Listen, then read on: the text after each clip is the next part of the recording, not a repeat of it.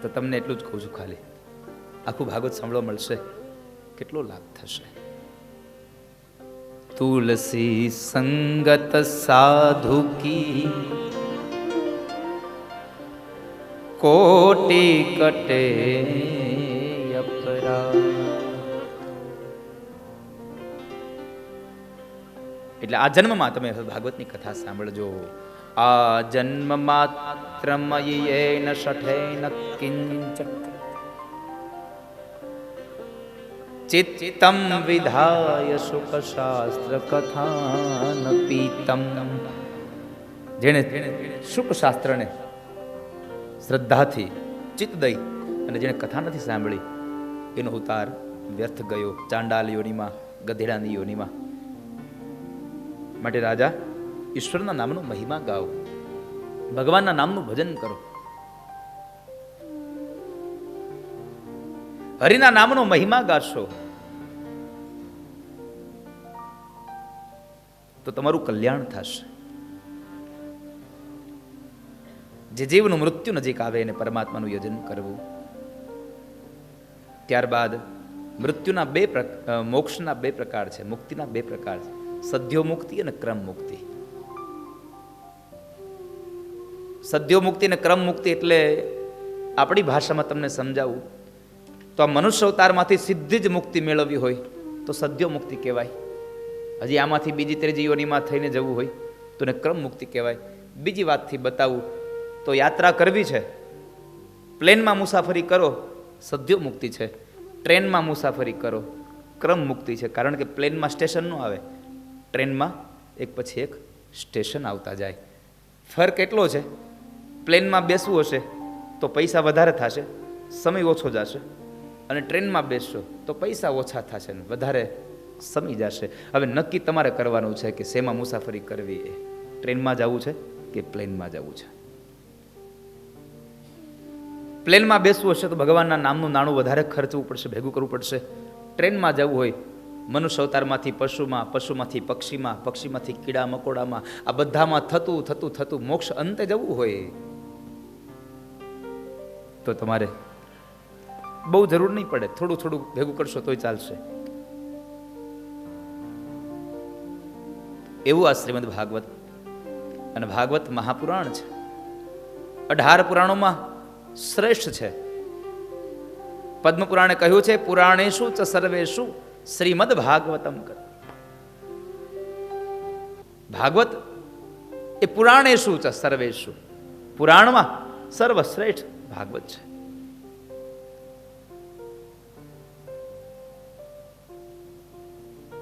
ભાગવત મહાપુરાણ છે. શાસ્ત્રના નિયમ પ્રમાણે જો પુરાણ હોય તો એના 5 લક્ષણ હોય અને મહાપુરાણ હોય તો એના 10 લક્ષણો હોય. શ્રીમદ ભાગવતના 10 લક્ષણો આપ્યા ભાગવતના દ્વિતીય સ્કંદના અંતમાં. અત્ર સર્ગો વિસર્ગશ્ચ સ્થાનમ પોષણમૂતયઃ મન્વંતરે ઈશાનું કથા નિરોધો મુક્તિયાશ્રય. નિરોધો મુક્તિરાશ્રય. ત્રીજા સ્કંદથી લઈ 12મા સ્કંદ સુધી આ 10 નામોને, 10 અધ્યાયોને, સ્કંદને એક એક નામ આપ્યું, એક એક લક્ષણનું નામ આપ્યું.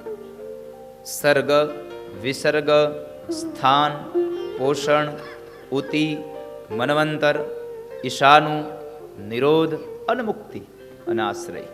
છેલ્લે આ 10 મહાલક્ષણોની વાત બતાવી. દ્વિતીય સ્કંદને વિરામ આપ્યો. તૃતીય સ્કંદમાં સર્ગ લીલા એટલે કે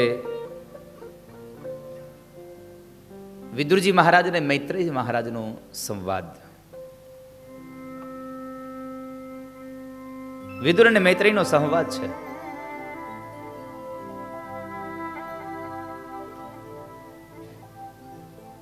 રાજા, હસ્તિનાપુરના મહામંત્રી પોતાના સમૃદ્ધિવાન ઘરનો ત્યાગ કરી અને તીર્થયાત્રાએ નીકળી ગયા છે. મેં પહેલા દિવસે કદાચ આ વાતની થોડીક આમ તમને યાદી કરાવી હતી કે ભાગવત કેમ ઉદ્ભવ થાય છે. ભાગવત આટલું મોટું શા માટે બન્યું છે? એક પછી એક પ્રશ્નોત્તરી થવા લાગી કે રાજા, હસ્તિનાપુરના મહામંત્રી પોતાના સમૃદ્ધિવાન ઘરનો ત્યાગ કરી અને તીર્થયાત્રાએ ગયા છે. અને આપણા ભારત વર્ષમાં, એમાં પણ હિન્દુ ધર્મમાં તીર્થનો બહુ મહિમા છે. તીર્થમાં જવાથી પાપમાંથી મુક્તિ મળે છે. પણ સાવધાન રહેવું, અન્ય ક્ષેત્રમાં કરેલું તમારું પાપ તીર્થમાં જવાથી નષ્ટ થાય છે. પણ તીર્થમાં જઈને જો પાપ કરશો તો એ વજ્રપત્રમાં લખાઈ જશે, એને તમારે ભોગવવું જ પડશે, એમાં નહીં ચાલે. સંસ્કૃતમાં એક બહુ સુંદર શ્લોક આપ્યો છે, અન્ય ક્ષેત્રે કૃતમ પાપમ તીર્થ ક્ષેત્રે વિનશ્યતિ. તીર્થ ક્ષેત્રે કૃતમ પાપમ વજ્રલેપો ભવિષ્યતિ. તમે અન્ય ક્ષેત્રમાં પાપ કરશો તો તીર્થમાં જશો ને ધોવાઈ જશે, પણ તીર્થમાં જઈને જો પાપ કરશો તો એ ક્યાંય નહીં ધોવાય. માટે તીર્થમાં જઈને સાવધાન થઈ જવું, સાવધાન થઈ. મહારાજ મને એ બતાવો કે આ વિદુરજી મહારાજે શું કામ એને પોતાના ઘરનો ત્યાગ કર્યો? આ કથા મને બતાવો.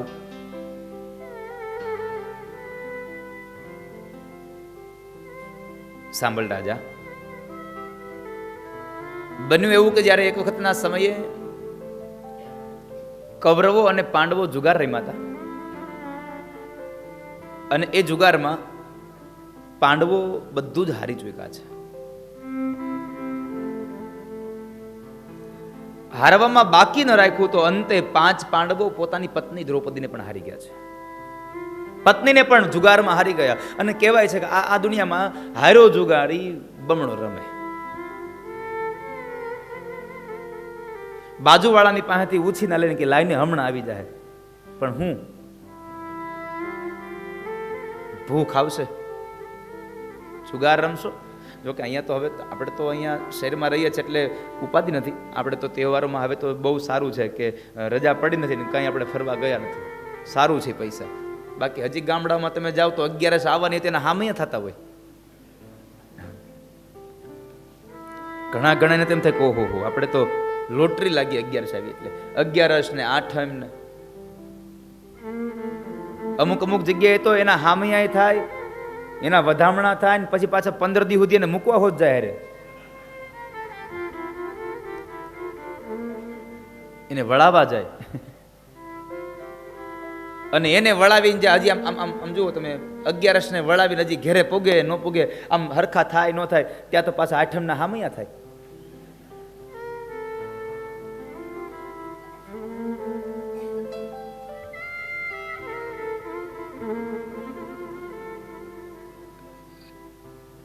અષ્ટમીના હામિયા થાય.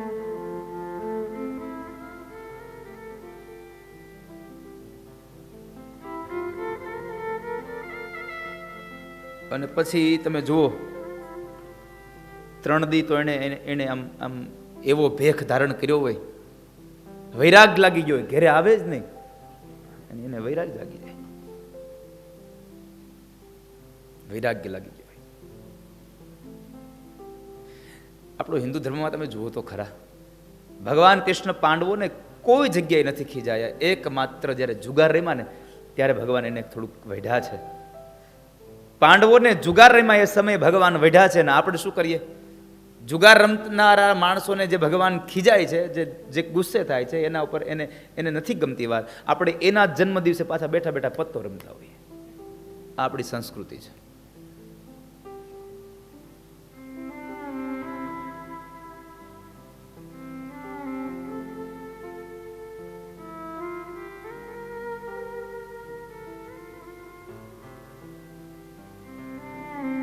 જુગાર રમ્યા ત્યારે એમાં પાંડવો બધું જ હાર્યા અને અંતે દ્રૌપદીને પણ હારી ગયા. ત્યારે દ્રૌપદીની લાજ ભરી સભામાં જ્યારે દુશાસન એના ચીર હરણ કરતો હતો, વસ્ત્ર હરણ કરતો હતો, ત્યારે ભગવાન દ્વારિકાધીશની લાજ રાખી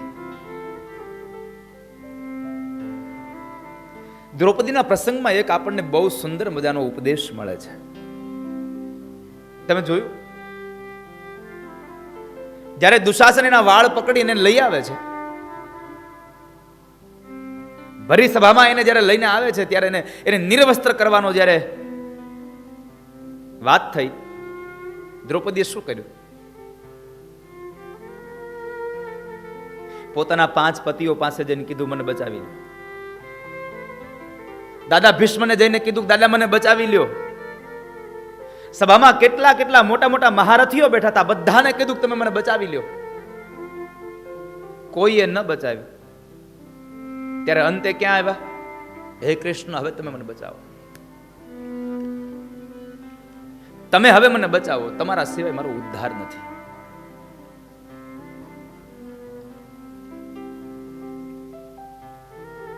અનંતે લાજ રાખી કોણે? ભગવાને જ લાજ રાખી.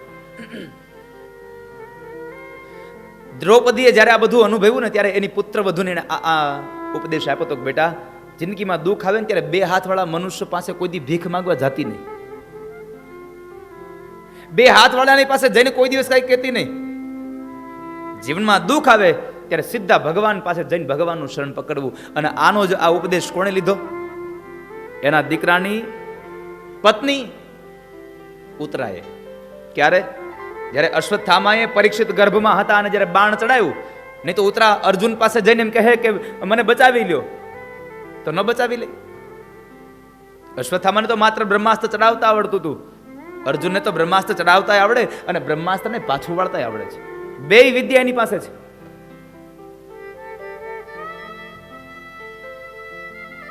બંને વિદ્યા એની પાસે છે, છતાં પણ ઉતરાએ ન અર્જુનનો શરણ ગ્રહણ કર્યું, ન ભીમસેન પાસે ગયા, કોઈની પાસે ન ગયા અને સીધા ભગવાનના પગ પકડ્યા. કારણ બધાની પાસે જઈ અને પછી છેલ્લે ભગવાન પાસે જવું એના કરતા ભગવાન પાસે સીધું વયું જવું, એટલે આપણી લાજ બચી જાય. આ ઉપદેશ દ્રૌપદીએ પોતાની પુત્ર વધુ ઉતરાને આપ્યો હતો કે જીવનમાં દુઃખ પડે તો પ્રથમ ભગવાન પાસે જવું. દ્રૌપદીએ ભગવાનને કીધું, પ્રભુ મને બચાવો. અને આ દુનિયામાં ઈશ્વર જ આપણી લાજ રાખે છે. આ દુનિયામાં આપણી લાજ ભગવાન રાખે છે. કોઈ કોઈની લાજ રાખતું નથી ને કોઈ કોઈની લાજ ઉઘાડતું નથી. આ દુનિયામાં સૌથી કરનારો ભગવાન હોય છે. કર્તુમ અકર્તુમ અન્યથા કર્તુમ પરમાત્મા છે. બધું જ કરનારો એ પરમાત્મા હરિ છે.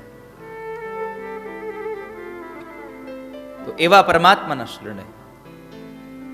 અને તમે જુઓ, જેને જેને ભગવાનનો આશ્રય કર્યો છે એમાં કોઈની લાજ ગઈ હોય એવું મને બતાવો. નરસિંહ મહેતા એમ ગાય છે કે હરિને ભજતા આજ દિન સુધી કોઈની લાજ જતા અમે દીઠી નથી. ભગવાનને ભજ્યા હોય અને એની કોઈની લાજ ગઈ હોય એવું અમે જોયું જ નથી. ભરોસા સાથે કહી દે કે હા આનું આમ જ હશે.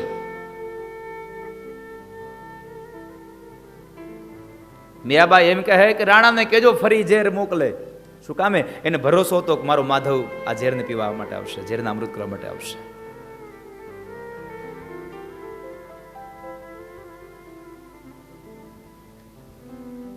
શકુબાઈ યાત્રા કરવા જાય, ભગવાન એના ઘરના છાણમાં સીધા કરે. અરે મહારાષ્ટ્રની જનાબાઈ પોતાના હાથના થાપેલા છાણા અને એને છાણામાં ભગવાનનો કેટલો ભરોસો. મહારાજને કહ્યું કે મહારાજ મારા છાણામાંથી અવાજ આવે, વિઠ્ઠલ સાંભળો. અને અંતે એ છાણા બોલ્યા છે વિઠ્ઠલ વિઠ્ઠલ વિઠ્ઠલ.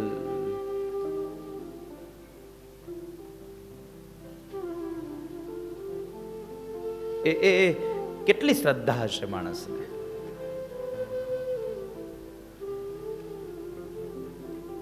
પેલા જુનાગઢના નરસિંહ મહેતા રેવા નહીં ઝૂંપડું, જમવા નહીં જુવાર, અને છતાં ઓલા તીર્થવાસીઓ કીધું કે અમને હુંડી લખી દો ને. અને કોરા કાગળમાં હુંડી લખે અને કોરા કાગળે ઓલો દ્વારિકા વાળો સ્વીકારી લે. કેટલો ભરોસો હશે સાહેબ, ક્યાં વાત થઈ હશે. પણ કહેવાય છે કે આ તો ટેકનોલોજીના યુગમાં અત્યારે આ મોબાઈલ આવ્યા. બાકી મોબાઈલ તો નરસિંહ મહેતા પાસે હતો. દામોદર કુંડે આમ કરતાલ વગાડે ને તો સીધી રીંગ વાગે દ્વારિકામાં. દામોદર કુંડે જઈને ભગવાનનું ભજન કરે અને સીધો એનો પ્રભાવ પડે દ્વારિકામાં.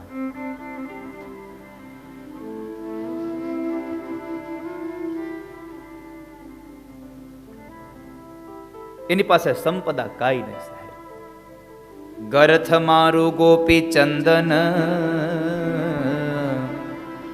વળી તુલસી હે મનોહાર. ગરથ મારું ગોપી ચંદન, વળી તુલસી હે મનોહાર. સાચું નાણું મારે શામળો,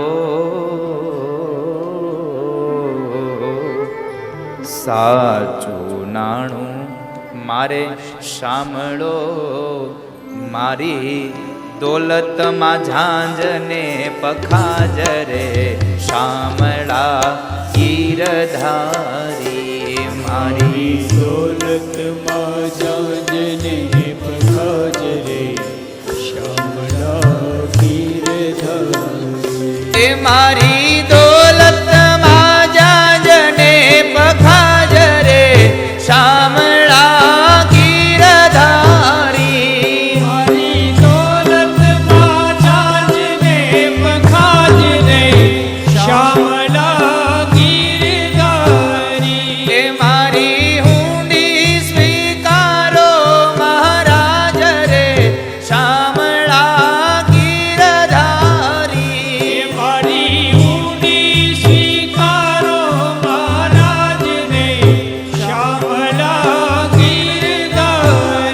એ મારી હુંડી શામળિયાને હાથ રે શામળા ગીરધારી. મારી ઊંડી શામળિયાને હાથ રે શામળા ગીરધારી. એ મારી હુંડી સ્વીકારો મહારાજ રે શામળા ગીરધારી. મારી ઊંડી સ્વીકારો મહારાજને શામળા ગીરધારી. કેટલો ભરોસો હશે નરસૈયાને કે મારી હુંડી ખાલી નહીં જાય. અને તીર્થવાસીઓ આવ્યા દ્વારિકા, ગોમતીમાં સ્નાન કર્યા અને ઠાકોરજીના દર્શન કર્યા. અને પછી કીધું કે હવે હાલો આપણે આપણા પૈસા તો લઈ લઈએ. અને ગામમાં નીકળ્યા ગોતવા. ભાઈ, શામળશા શેઠની પેઢી ક્યાં આવી? બધા લોકો હસે છે. શામળશા શેઠ? અમારા ગામમાં કોઈ શામળશા શેઠ નથી આવી. અરે હોય જ ને, અમે હુંડી લઈને આવ્યા એના નામની. ક્યાંથી આપી છે? જુનાગઢથી આવી બાપા, નરસિંહ મહેતાએ આપી છે. તમને કોઈક છેતરી ગયું લાગે. અમારા ગામમાં કોઈ શામળશા શેઠ નથી. નથી બ્રાહ્મણ, નથી વાણિયો, નથી ચારણ ને ભાટ. લોક કરે છે ઠેકડી, નથી શામળશા જેવું કોઈ નામ રે. અહીંયા કોઈ શામળશા શેઠ નથી. તમે ક્યાંથી આવ્યા? ચારે બાજુ ગોતી વળ્યા, કોઈ જડ્યું નહીં ને. ત્યારે ખૂબ અંતરથી દુઃખી થયા એ ચાર તીર્થવાસીઓ. અને અંતે દ્વારિકાના પાદરમાં આવીને એટલું બોલ્યા કે પેલો જુનાગઢ વાળો આપણને છેતરી ગયો.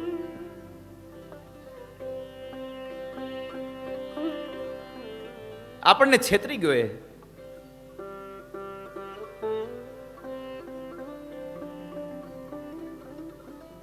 પેલો લૂંટારો નીકળ્યો, પેલો ધુતારો નીકળ્યો. અને આ બાજુ નરસૈયા માટે લૂંટારો અને ધુતારો શબ્દ નીકળ્યા ને, ભગવાન કૃષ્ણ ન સાંભળી શક્યા. મારા નરસૈયાને ધુતારો કીધો. અને ભગવાન દ્વારિકાના મંદિરમાંથી તેજ ઓછું થયું અને નીકળ્યા ભગવાન. જે જગ્યાએ તીર્થવાસીઓ ચાલ્યા જતા હતા ત્યાં આગળ ગયા અને કહ્યું, એ ભાઈ, તમે જુનાગઢ થી આવો છો? હા, અમે આવીએ છીએ. અરે ઉભા રહો, હું તમને જ ગોતું છું. તમે કોણ? અરે હું શામળશા શેઠ. તમે હુંડી લઈને આવ્યા લાગો છો. ના, તમને હુંડી નથી આપી? આપી છે ને. તો આ લાવો, હું હુંડી સ્વીકારવા માટે આવું છું. ભગવાને હુંડી સ્વીકારી કોરા કાગળમાં. હુંડી સ્વીકારી વાલે શામળે, અને અરજે કીધા છે કામ. ઊંડી સ્વીકારી વાલે સાંભળે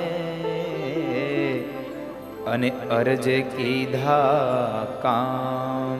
હવે ભગવાન બોલ્યા, મેતાજી ફરી લખજો. ભગવાન સ્વયં કહે છે કે મેતાજી ફરી વાર લખજો. મુજવાણો તરસરખા કાજરે શામળા ગીરધારી. મુજવાણો તરસરખા કાજરે શામળા ગીરધારી. એ મુજવાણો તરસરખા કાજરે શામળા ગીરધારી. મુજવાણો તરસરખા કાજરે શ્યામળા ગીરધારી. એ મારી હુંડી શામળિયા ને હાથ રે શામળા ગીરધારી. એ મારી ઊંડી શામળિયાને હાથ રે શ્યામળા ગીરધારી.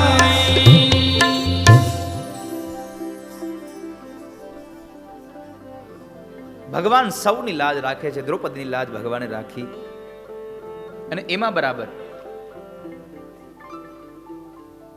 પાંડવોને પોતાના ભાગનો હિસ્સો દેવા માટે થઈ અને ભગવાન કૃષ્ણ સંદેશા વાહક બનીને આવ્યા છે.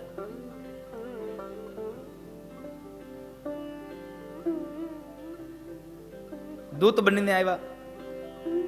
દુર્યોધનને ખબર પડી કે અહીંયા કૃષ્ણ આવે છે. આખા હસ્તિનાપુરને શણગાર્યું. આખું હસ્તિનાપુર શણગાર્યું.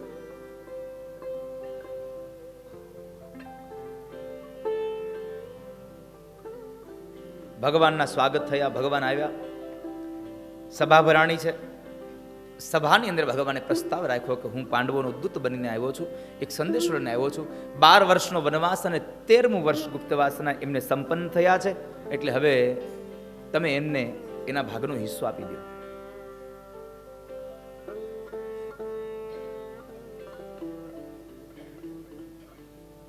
દુર્યોધન ના પાડે છે, એના ભાગનો હિસ્સો નહીં મળે. ભગવાને દુર્યોધનને બહુ સમજાવ્યો કે દુર્યોધન એને તમારા એના ભાગનો હિસ્સો આપી દેવો જોઈએ. ના વાસુદેવ, એના ભાગનો હિસ્સો નહીં મળે. ભગવાન કહે છે કામ કરો, તમારે એને અડધો ભાગ ન આપવો હોય તો એક કામ કરો, તમે એને 5 ગામ તો આપી દો. એટલે પાંડવોને એમ થાય કે અમને કંઈક આપ્યું છે ને તમને એમ થાય કે અમે કંઈ આપ્યું નથી. આપી દો 5 ગામ. તો દુર્યોધન ના પાડે છે, નહીં મળે. 5 ગામ તો શું, સોયની અણી ખૂતે ને એટલી જગ્યા પણ પાંડવોને નહીં આપું જાવ. અને છતાં પણ પાંડવોને પોતાના ભાગનો હિસ્સો જોતો હોય તો જાવ એને જઈને કહો કે મારી સાથે યુદ્ધ કરે અને મને યુદ્ધમાં જીતી જાય અને પછી તમે મને ભલેના ભાગનો હિસ્સો લઈ જાય. ભગવાન એને બહુ સમજાવ્યા કે દુર્યોધન તમે આ યુદ્ધને નિવારો. યુદ્ધ કરશો તો નહીં જીત પાંડવોની થાય, નહીં જીત કૌરવોની થાય, આમાં જીત થશે કાળની, મૃત્યુની. અનેક જીવાત્માઓ હણાઈ જશે, નિર્દોષ જીવાત્માઓ મરી જશે. કેટલી સ્ત્રીઓ પોતાના પતિ વગરની બનશે, કેટલા દીકરાઓ પોતાના બાપ વગરના બનશે, કેટલી માતાઓ પોતાના દીકરા વગરની બનશે. એટલા માટે હું આપને કહું છું કે તમે યુદ્ધને નિવારો, પણ દુર્યોધન ન સમજો. અને આ સમયે મહારાજ ધૃતરાષ્ટ્રે વિદુરજીને બોલાવ્યા. વિદુર, હવે આ દુર્યોધન માનતો નથી. દાદા ભીષ્મ ને બધા બેઠા છે. ભગવાન કૃષ્ણના શબ્દો એને અમૃત જેવા લાગ્યા અને દુર્યોધન એની વાત માનતો નથી. એટલે વિદુરજી મહારાજને બોલાવ્યા અને વિદુર નીતિમાં વિદુરજીએ પોતાની નીતિની વાત બતાવી. ત્યાંથી વિદુર નીતિનો પ્રારંભ થયો. ત્યાં વિદુર નીતિનો પ્રારંભ. મહારાજ ધૃતરાષ્ટ્રને કહે છે કે મહારાજ હું આપને એક વાત કહું, આ તમારો છોકરો કલીનો અવતાર છે. કલીના અવતારની તમે વાત માનીને તમે આવું ન કરશો, તમારા રાજ્યની હાનિ થશે. તમે ભગવાન કૃષ્ણની વાત માનો અને પાંડવોને એના ભાગનો હિસ્સો આપી દેવો જોઈએ. મારું આ મત છે. અને એ સમયે દુર્યોધનને કલીનો અવતાર કીધો, પાંડવોને આ ભાગનો હિસ્સો આપી દેવો જોઈએ. આ શબ્દ સાંભળીને દુર્યોધન એટલો ક્રોધે ભરાયો અને ક્રોધમાં એ સભામાં એટલું બોલ્યો છે કે આ દાસીપુત્રને અહીંયા કોણે બોલાવ્યો સલાહ લેવા માટે? આ દાસીપુત્રને અહીંયા બોલાવ્યો જ કોણે સલાહ દેવા માટે? એને કાઢી મૂકો આપણા જ રાજ્યમાંથી. અનાજ આપણું ખાય છે અને પક્ષ પાંડવોનો લે છે. વિદુરજી મહારાજનું અપમાન થયું ને એ અપમાનને લઈ અને વિદુરજી મહારાજ હસ્તિનાપુરના રાજ્યને છોડી અને નીકળી જાય છે. પછી તો ભગવાન બપોરે મધ્યાંતરે જમવા માટે દુર્યોધન એમ કહ્યું કે ચાલો મેં પકવાન બનાવ્યા છે તમારા માટે. ભગવાન જેમાં નહીં. ભગવાને સ્પષ્ટ ઘસીને ના પાડી દીધી, તારા ઘરે ભોજન નહીં કરું, તારા ઘરનું ભોજન નહીં કરું, તમે મારા ઘરનું ભોજન નહીં કરો. ભગવાન કે છે 2 જગ્યાએ જમાય. કેટલી જગ્યાએ? 2 જગ્યાએ જમવું. એક જ્યાં આપણા પ્રત્યેનો ભાવ અને પ્રેમ હોય એની ઘરે જમવું, અને કાં તો આપણો કોઈ પ્રાણ સંકટમાં હોય અને કદાચ કોઈકની ઘરે જમી લેવું પડે તો જમી લેવું. બાકી જેની ઘરે આપણો ભાવ ન હોય, આપણો આદર ન હોય, આપણું સન્માન ન હોય એવાની ઘરે કોઈ દી જમવું નહીં. અહીંયા ભગવાન મહાભારતમાં ઉદ્યોગ પર્વમાં બોલ્યા છે, સંપ્રીતિ ભોજ્યાન્યન્નાની આપદ ભોજ્યાની વા પુનઃ ન ચ સંપ્રિયસે રાજન ન ચાપ્યા પદગતા વયમ. તમારો પ્રાણ સંકટમાં ન હોય અને તમારા પ્રત્યેનો ભાવ ન હોય તો એવાના ઘરે કોઈ દી જમવું નહીં. ભગવાન કહે છે તો રાજા અહીંયા તો બેમાંથી એકેય મારું કઈ છે જ નહીં. નથી તને મારા પ્રત્યે ભાવ કે નથી મારો પ્રાણ સંકટમાં, તો હું તારી ઘરે શું કામ જમું? અને ભાવ વગર જમવાની મજા ના આવે. ભાવ હોય તો મજા આવે. બાકી તમે પકવાન જમાડતા હોય પણ સામે બેઠા હોય ઉતરી ગયેલી કઢી જેવું મોઢું કરીને તો એ ભાવે નહીં. ભલે ને ખાલી શાક રોટલી જમાડો તમે, પણ એ શાક રોટલીમાં આનંદ કેટલો અમૃતનો આવે, કારણ કે જે માણસ પ્રેમથી જમાડતો હોય. તારે ત્યાં મારા બેમાંથી કે નથી તને મારા પ્રત્યે ભાવ, નથી તને મારા પ્રત્યે પ્રેમ, કે નથી મારો પ્રાણ સંકટમાં, મારે તારી ઘરે જમવું શું કામે?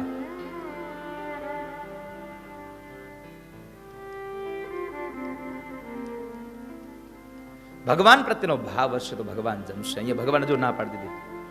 પરમાત્મામાં ભાવ રાખો તમે. આપણે તો ક્યારેક ક્યારેક કેવું કરીએ, ભગવાનને ભોગ લગાવીએ પણ ફળ આખા ધર્યા હોય. પુષ્ટિ સંપ્રદાય એમ કહે છે કે ફળને પેલા સુધારવા અને એ ફળની ઉપર તુલસી પત્ર અને એની ઉપર સાકર પધરાવી અને ભગવાનને અર્પણ કરવા. આપણે તો આખા ફળ ધોઈ ધોઈને મૂકી દઈએ ભગવાન.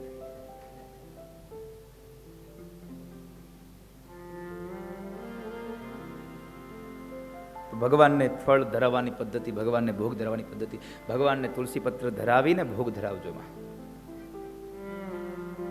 અને ભાવ રાખશો ને તો હું ચોક્કસ પ્રમાણે કહું, ભગવાન તમારા ઘરનો ભાવ જમશે, જમશે ને જમશે, એમાં સંશય નથી. એક ગોપીએ ભગવાનને જમવા માટેનું કહ્યું, કનૈયા તું મારી ઘરે જમવા આવીશ? ભગવાન કે હા ગોપી, હું તારી ઘરે જમવા આવીશ. ગોપી તો એટલી ગાંડી ઘેલી થઈ ગઈ ને કે આગલા દિવસે ભગવાનને પૂછ્યું તું એટલે રાત્રે નિંદર ના આવી. માણસની નિંદર ના આવે ના 2 કારણો હોય. આજના દિવસમાં થઈ ગયેલું કોઈ આપણા હાથથી ખરાબ કર્મ, એ તમને આખી રાત નિંદર ના આવવા દે.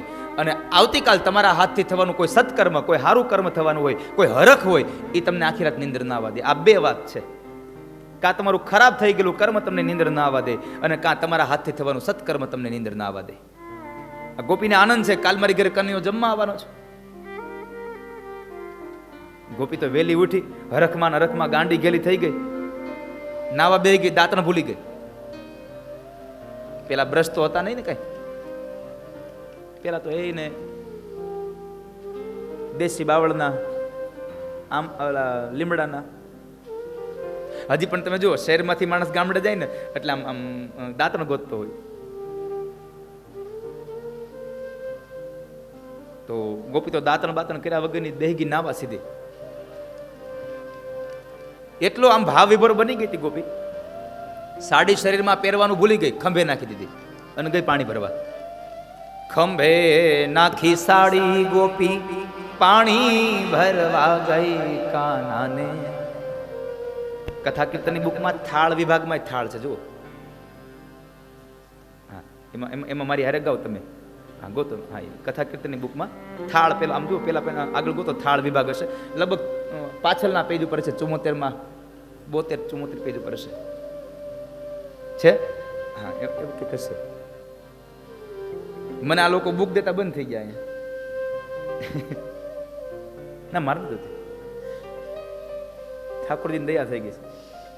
અનુક્રમણ ક્યાંથી લઈને છેલ્લે સુધી યાદ છે.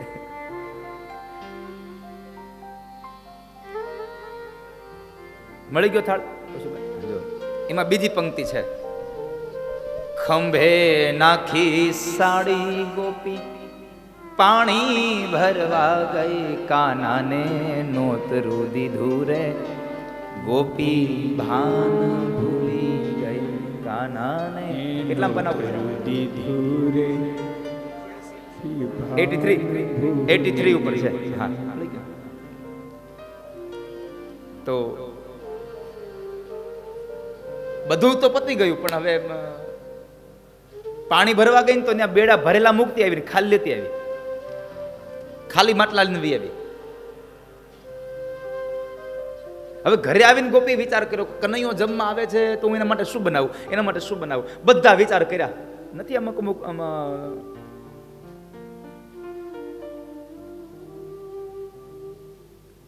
હાજે આપણે નોકરી થાય એટલે બેનો પૂછે આપણને, આજે હેનું શાક કરું? એટલે આપણે એમ કહીએ જે બનાવું એ બનાવો ને. તો કે ના તમે કહો હેનું કરું. એટલે આપણે એકાદી ડિમાન્ડ મૂકીને તો કે દૂધી પડી કરી નાખું. એટલે ભાઈ તમારે તમારું જ કયું કરું તો પછી પૂછો છો હું કામ એને.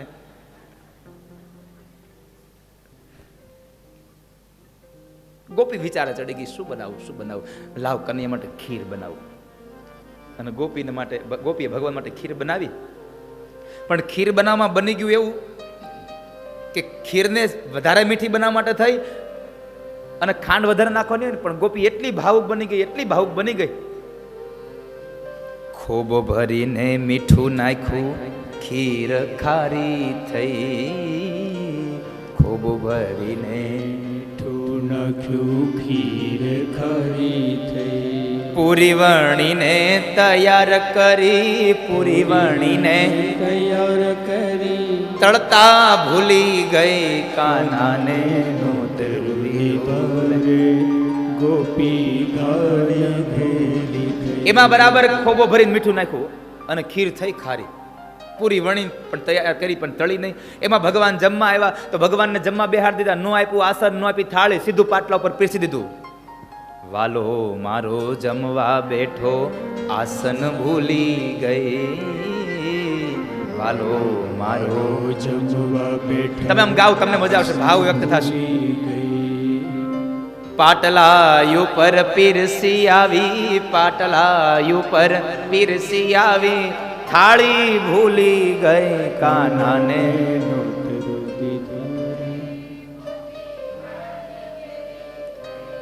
પાટલા ઉપર પીરસી દીધું.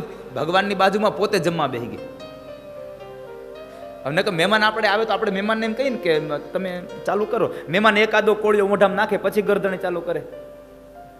પણ આ તો ભગવાન જમવા જમે ન જમે ખાય નહીં. ભગવાનની પેલા મળી જમવા, વાલા પેલા જમવા લાગી, વિવેક ભૂલી ગઈ, વાલા પેલા જમવા બેઠી, વિવેક ભૂલી ગઈ. જમી પરવારી પૂછવા લાગી, જમી પરવારી પૂછવા લાગી, રસોઈ કેવી થઈ. હવે વિચાર તમે કરો, ભગવાનની પેલા જમી લીધું, હજી ભગવાન જમે છે ન જમે ત્યાર પેલા તો ગોપી ભગવાનને કહે છે, કનૈયા કેતો ખરા રસોઈ કેવી થઈ. હવે ખારી ખીર ખવડાવે, પૂરી તળ્યા વગરની ખવડાવે, પાટલા ઉપર જમાડે, આસન દે નહીં, એની પેલા જમવા મળે. આવું આપણે યારે થયું હોય તો અહીંયાથી બહુ મોટો સંદેશો મળ્યો કે કોકની ઘરે જમવા જાય ને તો કદાચ રોટલી કાચી આવી હોય, શાકમાં મીઠું વધી ગયું હોય, અવગણના ન કરવી, જેવું આવ્યું એવું જમી લો, ભગવાને કહ્યું છે. ગોપીએ પ્રશ્ન કર્યો, કનૈયા કેતો ખરો રસોઈ કેવી થઈ. અને ભગવાન જવાબ આપે, કારણ કે ભગવાન તો એનું માથું ભાંગે એવો. અને ભગવાને જવાબ આપ્યો, વાલો મારો હસીને બોલ્યો, હાથમાં તાળી દઈ, વાલો મારો. ગોપીના હાથમાં તાળી આપી. લે ગોપી રાધાજી તો રોજ જમાડે, રાધાજી તો રોજ જમાડે, તારા જેવી નહીં કાનાને. રાધા તો રોજ જમાડે છે, પણ ગોપી તારા જેવો કોઈ દી સ્વાદ ના આવ્યો મને. રાધા રોજ જમાડે. આ ભાવ છે. એટલે ભગવાન પ્રત્યે ભાવ રાખશો તો ભગવાન તમારું ભોજન કરશે. સંપ્રીતિ ભોજ્યાન્યન્નાની. મારે તારી ઘરે નથી જમવું, કારણ નથી તને મારા પ્રત્યે ભાવ, કે નથી તને મારો પ્રાણ સંકટમાં અહીંયા. ભગવાને ના પાડી દીધી. ભગવાન વિદુર કાકાના ઘરે તાંદળિયાની ભાજી અને બાજરાના રોટલા. જો કે મહાભારતમાં એમ લખ્યું છે કે વિદુર કાકાના ઘરે તાંદળિયા ભાજી અને બાજરાના રોટલા નહોતા. મહાભારત એમ કહે છે કે વિદુર કાકાએ ભગવાનને પકવાન જમાડ્યા છે. હા, આવું લખ્યું છે. પણ આ તો કવિને એક કલમ ચાલીને કહ્યું કે વિદુર કાકાને ઘરે તાંદળિયાની ભાજી અને બાજરાના રોટલા ખાધા. ભગવાને તાંદળિયાની ભાજી અને બાજરાના રોટલા ખાધા અને અંતે ભગવાન નીકળ્યા. ઘણો સમય વ્યતીત થયો. વિદુરજી મહારાજ યાત્રાએ નીકળી ગયા અને એ યાત્રાના સમયમાં ફરતા ફરતા ફરતા યમુના કિનારે પહોંચ્યા. યમુના કિનારે ભગવાનના અંતરંગ સખા ઉદ્ધવજી મહારાજનો એને મિલન થાય છે. ઉદ્ધવની સાથે મિલન થયું. ઉદ્ધવજી મહારાજ ભગવાનના ચરણ પાદુકાઓ લઈ મસ્તક ઉપર ધારણ કરી અને નીકળ્યા છે. વિદુરજી મહારાજે પ્રશ્ન કર્યો, ઉદ્ધવ બધું કુશળમાં છે ને? શું કરે છે વાસુદેવ કૃષ્ણ? ઉદ્ધવ કહે છે, કાકા તમે ક્યાં કૃષ્ણની વાત કરો છો? તમારા ઘરે જે જમવા આવ્યા હતા એ? હા, બસ એ જ કૃષ્ણની વાત કરું છું. શું કરે છે? કાકા તમે જો તમારા ઘરે જમવા આવ્યા એ કૃષ્ણની વાત કરતા હો તો હવે પ્રભુ આ ધરતીમાં નથી રહ્યા. ભગવાને પોતાની લીલાને સમેટી લીધી છે. ભગવાન આ ધરતીમાં નથી રહ્યાના શબ્દો સાંભળ્યા. વિદુરજી મહારાજની આંખના ખૂણા ભીના થઈ ગયા. શું કહો છો ઉદ્ધવ? કૃષ્ણ નથી રહ્યા આ ધરતીમાં? ના કાકા, આ ધરતીમાં નથી રહ્યા. હવે ભગવાને લીલાને સમેટી લીધી છે.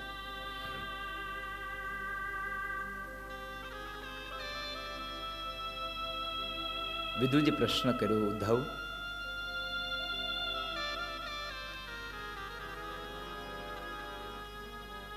એક કામ કરો ને, હું ભાગ્યશાળી હોઉં તો મને ભગવાનનો કોઈ ઉપદેશ સંભળાવો ને. ભગવાને અંતિમ ઉપદેશ કંઈ આપ્યો હોય તો મને સંભળાવો ને.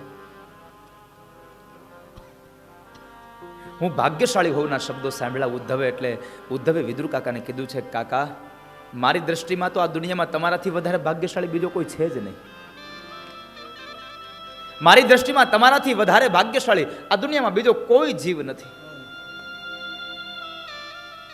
કારણ આ ધરતીનો સામાન્ય જીવાત્મા મૃત્યુ પામે ને,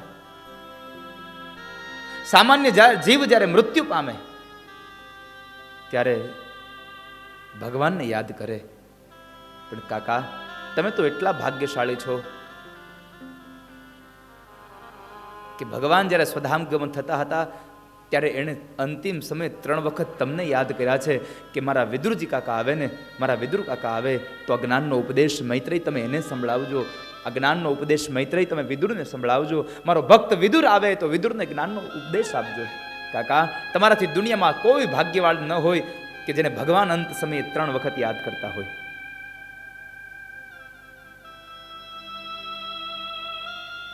તો ઉદ્ધવ મને જ્ઞાન સંભળાવો ને. કાકા તમને જ્ઞાનનો ઉપદેશ સંભળાવવા માટે થઈ અને ભગવાન સ્વયં કૃષ્ણએ મૈત્રેય ઋષિને આજ્ઞા કરી છે. મૈત્રેય ઋષિને કહ્યું છે કે મારા વિદુર કાકા આવે તો તમે એને જ્ઞાનનો ઉપદેશ આપજો. તમે ગંગાના કિનારે મૈત્રેય ઋષિના આશ્રમમાં જાઓ, તમને ત્યાં ભગવાનનો ઉપદેશ મળશે. એક રાત્રિ ત્યાં આગળ રોકાયા.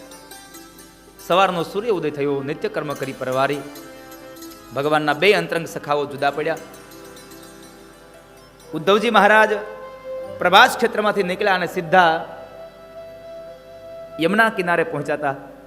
કારણ કે ભગવાને આજ્ઞા કરી હતી કે ઉદ્ધવ આ મારા ચરણ પાદુકાને લઈ અને તમે બદ્રી વિશાલમાં જાઓ. ભગવાનને પાદુકાઓને લઈ અને ઉદ્ધવ બદ્રી વિશાલમાં જાય છે. અને આ બાજુ વિદુરજી મહારાજ ગંગાના કિનારે મૈત્રી ઋષિના આશ્રમમાં જાય છે. અને મૈત્રી ઋષિના આશ્રમમાં જઈ અને મૈત્રી ઋષિને પ્રશ્ન પ્રાર્થના કરે છે, બાપજી, મારી યોગ્યતા હોય, મારી પાત્રતા હોય તો મને ઉપદેશ આપો. ભગવાનનો અંતિમ ઉપદેશ મને સમજાવો, મને સંભળાવો. મૈત્રે પણ બહુ સુંદર વાત કરી કે વિદુર, પાત્રતાની તો શું વાત કરવી, સ્વયં ભગવાન જે પાત્રની ભલામણ કરતા હોય એ પાત્રમાં શું ફેર હોય, શું ખોટું હોય. બેસો, હું તમને ઉપદેશ સમજાવું. અને એ સમયે પહેલો વહેલો પ્રશ્ન વિદુરે કર્યો છે. પહેલો વહેલો પ્રશ્ન કર્યો વિદુરે. અને એ પ્રશ્ન આપણા બધા માટે છે. આપણા બધા માટે એ પ્રશ્ન છે.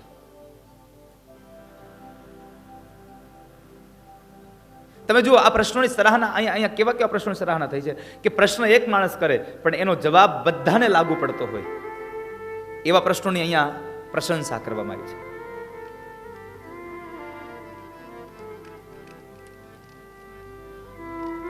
પ્રશ્ન પણ એવો હોવો જોઈએ કે પ્રશ્ન કરતાને પણ આનંદ મળે, પ્રશ્ન સાંભળે એને પણ આનંદ મળે. બીજી વાત, પ્રશ્નનો જવાબ એવો હોવો જોઈએ કે પ્રશ્નનો જવાબ જે આપે છે એને પણ આનંદ હોય, પ્રશ્ન જેને પૂછ્યો છે એને પણ આનંદ હોય, અને એ સિવાયના જેટલા પણ જીવાત્માઓ સાંભળે છે એ બધાને એ પ્રશ્નના જવાબથી આનંદ મળે. આવા પ્રશ્નોની સરાહના થવી જોઈએ, આની ચર્ચા થવી જોઈએ. તો વિદુરે પહેલો પ્રશ્ન કર્યો છે. મૈત્રેય ઋષિ, સાંભળો. સુખાય કર્માણિ કરોતિ લોકો નતે સુખમ વાન્યદુપારંબા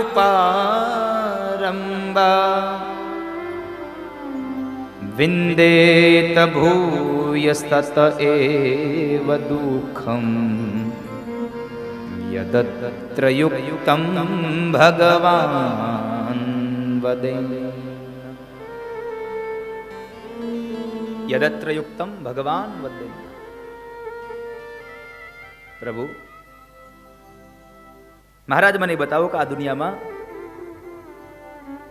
कहां से कहां ले जाते हैं, क्या थी सुख क्या थी दुख, सुख અને દુઃખ સાથી મળે માણસને. મૈત્રેય ઋષિ એટલો જવાબ, વિદુર, સુખ અને દુઃખનું એક જ માત્ર કારણ છે, કર્મણ્યેવાધિકારસ્તે મા ફલેષુ કદાચન. કર્મણ્યેવાધિકારસ્તે મા ફલેષુ કદાચન.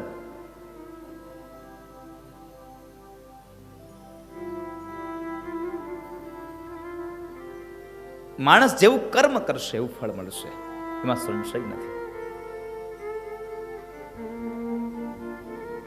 માટે કર્મને આધીન આ જીવ છે. ત્યારબાદ સૃષ્ટિની ઉત્પત્તિની કથા બતાવી. સૃષ્ટિના ઉત્પન્નમાં કહેવાય છે ભગવાન નારાયણને એમ થયું કે લાવ એકોહમ બહુશ્યામી, એકમાંથી અનેક થાવ, એકોહમ બહુશ્યામી.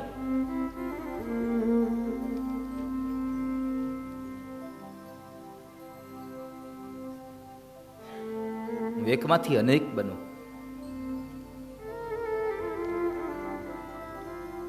તો ભગવાન નારાયણે બ્રહ્માની ઉત્પત્તિ કરી. બ્રહ્માને કહ્યું, જાઓ બ્રહ્મા, તમે સજીવ સૃષ્ટિની રચના કરો. બ્રહ્માએ સજીવ સૃષ્ટિની રચના કરવા માટે ગયા. માનસ પુત્રની રચના કરી. માનસ પુત્રોએ સંસારને ચલાવવાની ના પાડી. ત્યારબાદ એણે રુદ્ર અને રુદ્રાણીને ઉત્પન્ન કર્યા. એના દ્વારા ભૂત થયા, પ્રેતની ઉત્પત્તિ થઈ. તો એમણે આ સૃષ્ટિ ગમી નહીં. વળી પાછા માનસ પુત્રોની રચના કરે છે. 10 માનસ પુત્રો રચના કરાય. એ માનસ પુત્રની રચનામાં એ માનસ પુત્રોને કહ્યું, તમે સંસાર ચલાવો. ક્યાં સંસાર ચલાવો? એ માનસ પુત્રો સંસાર ક્યાં ચલાવે?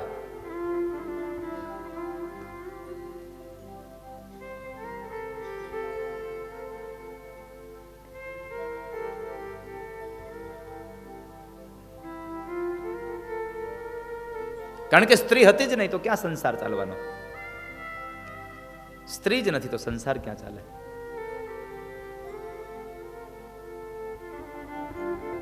સરસ્વતીની રચના થઈ છે, પણ સરસ્વતીની રચના થઈ તો એ સરસ્વતીમાં જ્યારે બ્રહ્માજી મોહ પામ્યા છે ત્યારે એને ખૂબ દુઃખ થયું. કારણ કે કોઈકે કહ્યું કે બ્રહ્માજી તમારી દીકરી છે, એમાં મોહ પામ્યા. અને અંતે બ્રહ્માએ પોતાના શરીરનો જ્યારે ત્યાગ કર્યો અને એ શરીરનો ત્યાગ કર્યો ત્યારે આખું વાતાવરણ ધુમ્મસમય બની ગયું, અંધકાર છવાઈ ગયો. આનો અર્થ એવો થયો કે બ્રહ્માનું ઉત્પત્તિ થઈ ત્યારે દિવસ હતો. આખું વાતાવરણ ધુમ્મસવાળું બની ગયું, અંધકાર થઈ ગયો. અને એ સમયે બ્રહ્માજીએ ફરી પાછું પોતાનું નવું રૂપ ધારણ કર્યું અને એ નવા રૂપમાંથી એમના શરીરમાંથી બે અંગોમાંથી એક સ્ત્રી અને એક પુરુષની ઉત્પત્તિ થઈ. એમાં એક મનુ મહારાજ અને એક શત્રુપા રાણી. એક સ્ત્રી અને એક પુરુષનું જોડલું પણ થયું અને એને કહ્યું કે જાઓ તમે સજીવ સૃષ્ટિની રચના કરો, તમે સંસારને ચલાવો, મૈથુની સૃષ્ટિનો આરંભ કરો.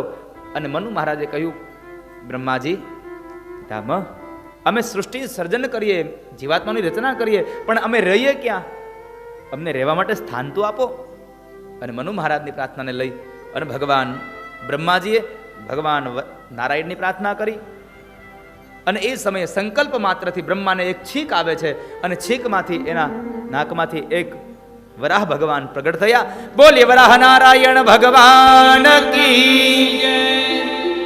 મનુ મહારાજનો સંકલ્પ સિદ્ધ કરવા માટે ભગવાન બ્રહ્માએ સંકલ્પ થયો અને છીકમાંથી ભગવાન વરાહનું પ્રાગટ્ય થયું. અને એ વરાહ નારાયણ ભગવાન પૃથ્વીને લેવા માટે જળમાં જાય છે અને જળમાંથી જ્યારે પૃથ્વી ખેંચવા માટે લાવે, દાઢ વડે ખેંચીને, ત્યારે હિરણાક્ષ નામનો એક અસુર એમ કહે છે, છોડી દે, છોડી દે, આ ધરતી મારી છે, છોડી દે. ભગવાન વિચાર કરે છે કે હજી લઈને ગયો નથી, ત્યાં તો બધા મેંડા કેવા હોતે, મારી છે, મારી છે, મારી છે. ભગવાન કહે છે કે ભાઈ આ ધરતી કોઈની છે જ નહીં, બધાની માં છે. આ ધરતી કોઈની થઈ નથી ને કોઈની થવાની નથી. આજ બાપના નામે હોય તો આવતીકાલ દીકરાના નામે થઈ જાય. આ ધરતી કોઈ એકના નામે ક્યારેય રહેવાની જ નથી.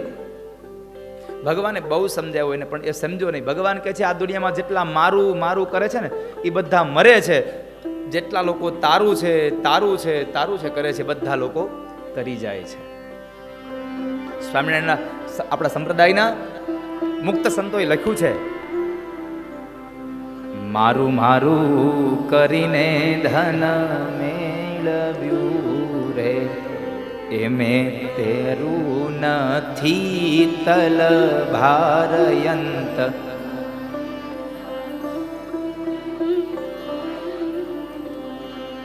એમાં તારું નથી તલ ભારયંત, કાળે સગું નથી કોયનું રે. મારું મારું કરીને ધન મેળવ્યું પણ એમાં તારું તલભારે નથી. અને વાત એ સાચી છે. આમ આપણી ભેગું ક્યાં કોઈ કાંઈ દે છે? પહેરા હોય ઘરેણા બધા ઉતાર લે અને છેલ્લે કદાચ મૃત્યુ પામ્યાને ઘણો સમય થઈ ગયો હોય અને કદાચ આ આંગળીઓ થોડીક શરીર ફૂલી ગયું હોય તો કાપીને કાઢી લે કે હવે કાંઈ દાદાને વાગે નહીં, કાઢી લ્યો. તમે જુઓ તો ખરા આપણી માનસિક વૃત્તિ. સોનું છે ને એ આપણે પવિત્ર જ ગણતા.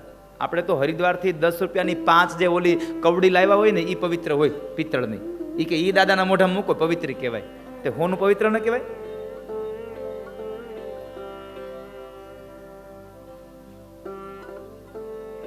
જેટલું સસ્તું ને એ બધું પવિત્ર.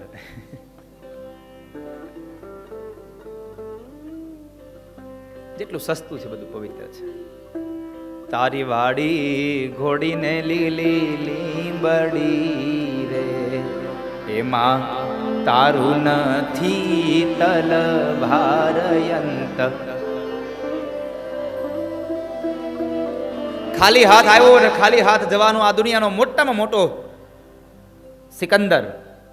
શું થયું?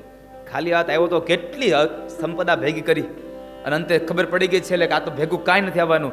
અંતે શું કહ્યું એના લોકોને કે મારું મૃત્યુ થાય, મારો જનાજો નીકળે, બીજું કાંઈ કરો કે ન કરો, મારા 2 હાથ ખાલી આમ બહાર રાખજો. આ દુનિયાને સંદેશો મળે કે સિકંદરે આટલું બધું ભેગું કર્યું, મહેનત કરીને, ભેગું હું લઈ ગયો? કાંઈ ન લઈ ગયો. ખાલી હાથ આવ્યો, ખાલી હાથ ગયો છે. આ દુનિયામાં ખાલી હાથે જ આવવાનું છે. બધી માયા મૂડી મેલીને ખાલી હાથે જાવું પડશે. કોણ જાણી શકે કાળને રે?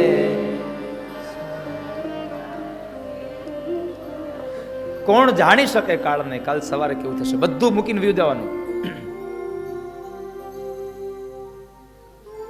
ભગવાન જેટલો સમય આપે છે ને એટલો સમય આનંદથી જીવી લેજો. એટલો સમય તમે આમ આનંદ કરજો. ભગવાન વરાહે હિરણાક્ષને બહુ સમજાવ્યો, પણ હિરણાક્ષ માન્યો નહીં. અને અંતે ભગવાને હિરણાક્ષનો વધ કર્યો, હિરણાક્ષને માર્યો. એટલે વિદુરે પ્રશ્ન કર્યો, બાપજી આ હિરણાક્ષ કોણ? તો કહે છે કે દિતિનો પુત્ર. પણ દિતિ તો દેવોની માતા છે, છતાં પણ એ દૈત્યો કેમ થયા? તો કહે છે એનું એકમાત્ર કારણ છે કે એક વખતના સમયે દિતિ અને કશ્યપ પોતાના આશ્રમમાં બેઠા હતા, અને પોતાના આશ્રમમાં સંધ્યાના કાળે દિતિના મનમાં કામ પ્રવેશ થયો, અને એમણે પોતાના પતિ કશ્યપને કહ્યું કે કામને ભોગવીએ. કશ્યપ ઋષિ ના પાડે છે કે દેવી આ સમય સંધ્યાનો કાળ છે, અને સંધ્યાના સમયે ભોગ ન ભોગવાય, સંધ્યાના સમયે તો ભજન કરાય. સંધ્યાના સમયે ભોગ ન ભોગવવો, સંધ્યાના સમયે ભોજન ન કરવું. બહુ સમજાવ્યા પણ ન સમજ્યા, અને અંતે એણે સંધ્યાના સમયે ભોગને ભોગવ્યો, અને 4 પ્રકારના દોષ લાગ્યા. પેલો દોષ લાગ્યો એને સમયનો દોષ. બીજો દોષ લાગ્યો પોતાના મન ઉપરનો સંયમ ગુમાવ્યો. ત્રીજો દોષ પોતાના પતિની આજ્ઞાનું ઉલ્લંઘન કર્યું. અને ચોથો દોષ સંધ્યાના સમયે શિવ અને ભવાની વિચરણ કરવા માટે નીકળે છે આ જગત ઉપર, એટલે શિવ અને ભવાનીનો અપરાધ થયો. આ 4 અપરાધને લઈ અને દેવોની માતા હતી, છતાં ઉદરમાં દૈત્યો આવ્યા છે. માટે સંધ્યાના સમયે ન ભોગ ભોગવો, ન ભોજન કરવું. આપણે આખો દી મંદિરે બેહીએ, પણ જેવા આમ પૂજારીને આવતા જોઈ જાય ને તો હાલો ઘેરે વાળુટાણું થઈ ગયું. કે આખો દી મંદિરના ઓટલા બેઠા હોઈએ, સાંજે આમ પૂજારીને જોઈએ એટલે ઘરે. એક સમય હતો કે સંધ્યાના સમયે ગામના લોકો મંદિરે આવતા, નગારા વગાડતા, ઝાલર વગાડતા, શંખ વગાડતા, અને આજે આખો દી બેઠા હોય, સાંજે જ વ્યા જાય. એટલે તું ઇલેક્ટ્રિક નગારા લઈ આવ્યા પડ્યા. સંધ્યાના સમયે આરતી ટાણે કોણ હોય? ભગવાન, નગારો અને પૂજારી. 3 સિવાય કોઈ મંદિરમાં ન હોય. આ 3 જ હોય, આના સિવાય કોઈ ન હોય. 4 પ્રકારના દોષને લઈ અને એના ઉદરમાં 2 અસુરો આવ્યા. મહારાજ આ 2 અસુરો કોણ હતા? જય અને વિજય. બાપજી જય અને વિજય તો ભગવાન નારાયણના દ્વારપાળ છે, અને એ અસુર બન્યા. હા, શું કામ અસુર બન્યા? તો કહે છે એનું એકમાત્ર કારણ છે કે સનતકુમારો ભગવાનના દર્શન કરવા ગયા, અને જ્યારે સનતકુમારો દર્શન કરવા માટે ગયા તો સનતકુમારોને દર્શન કરવા માટે રોક્યા છે કે નહીં જવા દઈએ. ભગવાન સુધી જવા આવેલા માણસને જ્યારે રોક્યા એટલે સનતકુમારોએ શાપ આપ્યો કે જાઓ, તમે અમને ભગવાન પાસે જતા રોક્યા છે, માટે તમે અસુરીઓના થઈને આ ધરતી પર જન્મ લેશો. સનતકુમારોને પ્રાર્થના કરી, જય વિજય પ્રભુ માફ કરો, અમને મુક્ત કરો શાપમાંથી. કઈ રીતે મુક્તિ થશે? તો કહે છે વેર ભાવથી ભજો તો 3 જન્મે, અને ભાવથી ભજો તો 7 જન્મે. જય ને વિજય કહે છે અમારા હાથ ભાવ સુધી રાક્ષસ નથી થવું, અમે 3 ભાવમાં છૂટવા માંગીએ. ભગવાન સાથે વેર બાંધ્યું. જય અને વિજયના 3 જન્મ, ભગવાનના 4 જન્મ. જય વિજયનો પેલો જન્મ હિરણાક્ષ અને હિરણ્યકશ્યપુ. બીજો જન્મ રાવણ અને કુંભકર્ણ. ત્રીજો જન્મ શિશુપાલ અને દંતવક્ર. ભગવાનના 4 જન્મો. હિરણાક્ષને મારવા માટે ભગવાન વરાહનું પ્રાગટ્ય, હિરણ્યકશ્યપુને મારવા માટે થઈ અને ભગવાન નૃસિંહનું પ્રાગટ્ય, રાવણ અને કુંભકર્ણને મારવા માટે થઈ ભગવાન રામનું પ્રાગટ્ય, અને શિશુપાલ અને દંતવક્રને મારવા માટે થઈ ભગવાન કૃષ્ણનું પ્રાગટ્ય. ભગવાનના 4 અવતાર, આના 3 અવતાર. અને સ્વયં સનતકુમારો એ જ હિરણ્યકશ્યપુના દીકરા થઈ. હિરણ્યકશ્યપુનો દીકરો પ્રહલાદ એ સ્વયં બીજું કોઈ નહીં, સ્વયં સનતકુમારોનો અંશ અવતાર હતો. અહીંયા એવું બતાવ્યું કે ભગવાન પાસે જતા હતા, એને રોક્યા એટલે રાક્ષસ બન્યા. આપણને કોઈ એમ ફોન કરીને કહે કે આપણે હાલો આજ કથામાં જવું છે, તો આપણે ન જવું તેમ કેવું, તમે આ જઈ આવો ને, આજ મારે કામ છે. એમ ન કેવું કાલ જાવું આપણે. કોઈક કથામાં જતું હોય, કોઈક સત્સંગમાં જતું હોય તો આપણે રોકવા નહીં. અહીંયા આવું ઉદાહરણ અહીંયા આપ્યું છે, મને નથી ખબર, અહીંયા આવું કીધું કે કોઈને સત્સંગમાં જવું હોય તો આપણે ન રોકવા, એ ભલે ને જાય. કોઈ દાન દેતું હોય તો એ ભલે દે, આપણે ન રોકવું. કોઈ સારું કામ કરતું હોય તો એને કરવા દેવું, આપણે ન રોકવા. અહીંયા જય વિજય અને સનતકુમારના સંવાદમાં બતાવ્યું. પછી કહેવાય છે ભગવાન વરાહે એ પૃથ્વીને લાવી શેષ નારાયણની ફણા ઉપર પ્રસ્થાપિત કરી અને ત્યારબાદ મનુ મહારાજ અને શત્રુપા રાણીએ મૈથુનની સૃષ્ટિનો આરંભ કર્યો. 3 દીકરીઓ થઈ અને 2 દીકરા થયા. 3 દીકરીઓમાં દેવહૂતિ, આકુતિ અને પ્રસૂતિ. 3 દીકરીઓ થઈ અને 2 દીકરા ઉત્તાનપાદ અને પ્રિયવ્રત રાજા. 5 સંતાનો થયા. જો કે મનુના તો અનેક સંતાનો થયા છે, એવા તો આગળ જતા ઘણા બધા સંતાનોનું નામ આવે છે. એમાં સૌથી મોટી દીકરી જે દેવહૂતિ છે, એ દેવહૂતિના લગ્ન કરદમ ઋષિ સાથે થાય છે. બ્રહ્માએ કરદમ ઋષિને કીધું કે હે કરદમ, હવે તમે સંસારને સ્વીકાર કરો. કરદમ ઋષિ કહે છે પણ હું સંસારને સ્વીકાર કરું, પણ મારો સંસાર દિવ્ય બને, દાંપત્ય જીવન મારું દિવ્ય બને તો સારું લાગે. મારું દાંપત્ય જીવન દિવ્ય બને એના માટે મને વચન આપો તો હું કરું. તો કહે છે તમે ભગવાનને પ્રાર્થના કરો. કરદમ ઋષિ ભગવાન નારાયણની પ્રાર્થના કરી અને નારાયણ પ્રસન્ન થયા. ભગવાન નારાયણે કહ્યું કે માગો કરદમ ઋષિ, હું શું આપું. કરદમ ઋષિની ઈચ્છા હતી કે મારે ઘરે બ્રહ્મ જેવો દીકરો આવે, મારી ઘરે ભગવાન જેવો દીકરો થાય, આવી ઈચ્છા કરદમ ઋષિને હતી. હવે ભગવાનને એમ કહેવાય કે તમે મારી ઘરે દીકરા બનીને આવો. જગતના બાપને એમ કેમ કહ્યું તમારા દીકરા બનો. પણ કરદમ ઋષિ અને આ દુનિયામાં કેટલા સાધુઓ થઈ ગયા, કેટલા સંતો, કેટલા યોગીઓ થઈ ગયા, પણ કરદમ ઋષિએ જે માગ્યું એવા દુનિયામાં હજુ સુધીમાં કોઈ સાધુએ માગ્યું નથી ભગવાન પાસે. કોઈ પણ સાધુએ ભગવાન પાસે આવું નથી માગ્યું. ભગવાન નારાયણે કરદમ ઋષિને કીધું માગો કરદમ, હું તમને શું આપું. અને કરદમે કીધું પ્રભુ તમે આપવા જ માંગતા હોય તો એક સારી સ્ત્રી મને આપો, સારી પત્ની મને આપો. ઋષિ કોઈ દી પત્ની માગે અને પત્ની માગી છે. શું કામે? ધરા વિન ધાન ન નિપજે, કુળ વિન મારું ન હોય, જે સલ જખરો નિપજે, જેની માં હોથલ પદમણી હોય. હોથલ હોય, જેની માં હોથલ પદમણી હોય, સારી ધરતી હોય ને તો સારું અનાજ પાકે. એમ સારા બ્રહ્મ જેવા દીકરાને જન્મ આપવો હોય તો સારી માં જોઈએ. એટલે કીધું કે મને પત્ની આપો. ઋષિએ પત્ની માંગ્યા છે, મને પત્ની આપો, સારી સ્ત્રી આપો. અને એ સ્ત્રી માંગ્યા અને અંતે ભગવાને કહ્યું કે હું તમારે ત્યાં દીકરો બનીને આવીશ. ભગવાન કહે છે કે હે કરદમ ઋષિ, આજથી 3જા દિવસે તમારા આશ્રમના એક રથ આવશે. રથની અંદર મનુ મહારાજ, શત્રુપા રાણી અને એની દીકરી દેવહૂતિ આવશે. અને આ દેવહૂતિનો હાથ તમે સ્વીકાર કરજો, જેથી કરી અને હું તમારે ત્યાં દીકરો બનીને આવીશ. આટલું કહી ભગવાન અંતર્ધાન થયા. સમય વ્યતીત થયો અને સમયમાં 3જા દિવસના સૂર્ય ઉદય કાળે મનુ મહારાજ, શત્રુપા રાણી અને દેવહૂતિ એની લઈને આવે છે.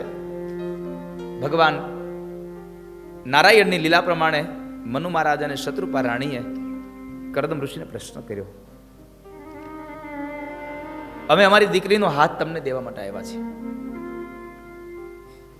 કરદમ ઋષિ અહીંયા પણ એક પરીક્ષા કરી હતી કે પાત્ર તો બરાબર છે ને, લગ્ન કરવાના છે, એટલે પરીક્ષા કરી. 3 આસન પાથર્યા.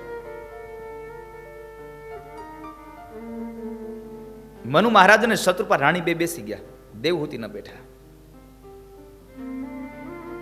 દેવહૂતિ ન બેઠા.